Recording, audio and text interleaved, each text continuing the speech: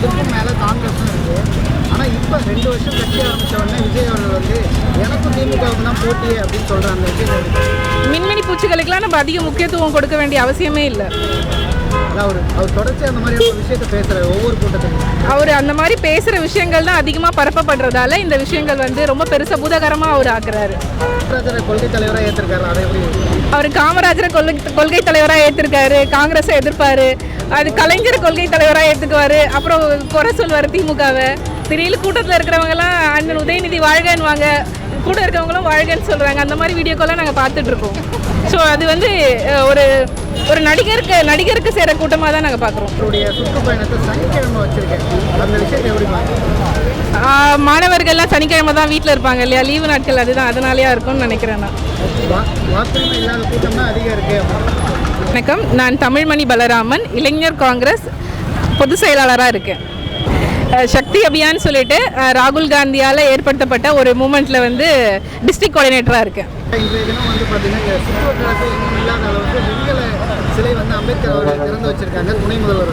இந்த விஷயத்தை எப்படி பார்க்குறீங்க? இது ரொம்ப மகிழ்ச்சியான விஷயம். இங்கே இந்த மாதிரி ஒரு ப்ரோக்ராம் நடக்கிறது இங்கே இருக்கிற எல்லா மக்களுக்கும் மறுபடியும் ஒரு பெரிய எழுச்சியாக இருக்கும். திருட்டு பாஜக அரசாங்கத்துக்கு கூடிய விரைவில் வந்து முடிவு கட்டுற விதமாக இது இருக்கும். பாஜக அதிமுக கூட்டணியில் மிகப்பெரிய அளவிற்கு எடப்பாடி அவர்களுக்கு மக்கள் கூடுறாங்க, அதனால் நிச்சயம் வெற்றி எங்களுக்கு தான் நிரூபிக்கிற மாதிரிலாம் தொடர்ச்சியாக பேசுகிறாங்க. அந்த விஷயத்தை நீங்கள் எப்படி? சில கோமாளிகள் வந்து ஏதாவது பேசுனாங்கன்னா பல பேர் வேடிக்கை பார்க்க தான் செய்வாங்க. அதெல்லாம் நம்ம பெருசாக எடுத்துக்கவே கூடாது. பாஜக வந்து ஒரு பெரிய ஒட்டுண்ணி போலாது. அது இப்போ அதிமுக மேலே படர்ந்துருக்கு. அதை ஆதரிக்கிற அதிமுக நோயாளியாக ஆக்கப்பட்டு இருக்கு. ஸோ அந்த விஷயம் அவங்களுக்கு தெரிஞ்சும் அவங்க அதை ஏற்றுக்கிறது கொஞ்சம் வேதனையாக தான் இருக்குது. இப்போ திமுக வந்து 70 ஆண்டு கால கட்சி, அதுக்கும் மேலே காங்கிரஸும் இருக்குது. ஆனால் இப்போ 2 வருஷம் கட்சி ஆரம்பித்த உடனே விஜய் அவர்கள் வந்து எனக்கும் திமுகவுக்கு தான் போட்டியே அப்படின்னு சொல்கிற அந்த விஷயத்தை மின்மினி பூச்சிகளுக்கெல்லாம் நம்ம அதிக முக்கியத்துவம் கொடுக்க வேண்டிய அவசியமே இல்லை. அவர் தொடர்ச்சி அந்த மாதிரி ஒரு விஷயத்தை பேசுகிற ஒவ்வொரு கூட்டத்திலும் அவர் அந்த மாதிரி பேசுகிற விஷயங்கள் தான் அதிகமாக பரப்பப்படுறதால இந்த விஷயங்கள் வந்து ரொம்ப பெருசாக பூதகரமாக அவர் ஆக்குறாரு. அவர் வந்து பார்த்தீங்கன்னா எல்லா மேடைகளிலுமே 67 தேர்தலில் வந்து என்ன நடந்ததோ அது போல ஒரு மாற்றம் நிகழ்வு.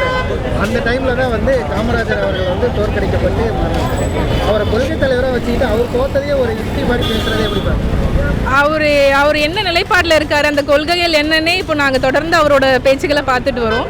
ஸோ எங்களால் புரிஞ்சிக்கவே முடியல, அவர் என்ன நிலைப்பாட்டில் இருக்காருன்னே எங்களால் புரிஞ்சிக்க முடியல. அவரோட கொள்கைக்கு பற்றியும் எங்களுக்கு இன்னும் கூட எந்த விளக்கமும் கிடைக்கல. அது ஒரு வேடிக்கை பார்க்குற விஷயமா தான் இருக்குது. அவர் காமராஜரை கொள்கை தலைவராக ஏற்றிருக்காரு. அதை எப்படி? அவர் காமராஜரை கொள்கை தலைவராக ஏற்றிருக்காரு, காங்கிரஸை எதிர்ப்பார், அது கலைஞர் கொள்கை தலைவராக ஏற்றுக்குவார், அப்புறம் குறை சொல்வார் திமுகவை. திடீர்னு கூட்டத்தில் இருக்கிறவங்கலாம் அண்ணன் உதயநிதி வாழ்கன்னுவாங்க, கூட இருக்கிறவங்களும் வாழ்கன்னு சொல்கிறாங்க. அந்த மாதிரி வீடியோக்கெல்லாம் நாங்கள் பார்த்துட்ருக்கோம். ஸோ அது வந்து ஒரு ஒரு நடிகருக்கு சேர கூட்டமாக தான் நாங்கள் பார்க்குறோம். பெரியாரை கொள்கை தலைவராக ஏற்றிருக்க விஜய் அவர்கள் தொடர்ச்சியாக அவருடைய சுற்றுப்பயணத்தை சனிக்கிழமை வச்சுருக்கேன். அந்த விஷயத்தை எப்படி பார்க்குறீங்க? மாணவர்கள்லாம் சனிக்கிழமை தான் வீட்டில் இருப்பாங்க இல்லையா, லீவு நாட்கள், அதுதான் அதனாலேயா இருக்கும்னு நினைக்கிறேன். நான் வாக்குரிமை இல்லாத கூட்டம் தான் அதிகம் இருக்குது.